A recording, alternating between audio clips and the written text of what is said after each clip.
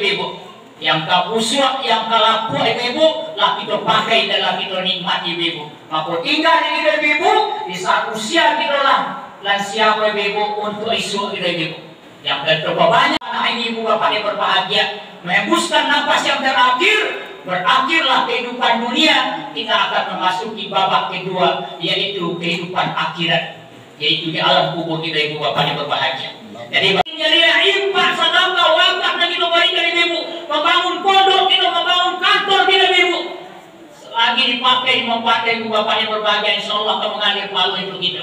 Tak akan putus-putus ibu. Di pondok anak-anak kita belajar ibu menuntut ilmu agama. Mudah-mudahan anak-anak kita nanti ibu menjadi anak-anak yang soleh dan soleha.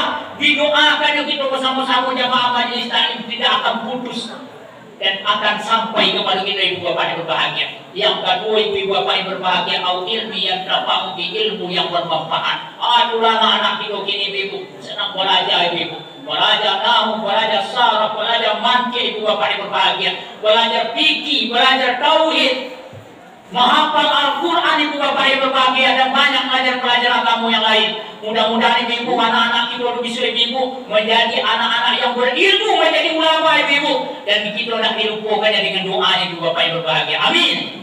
Amin. Amin.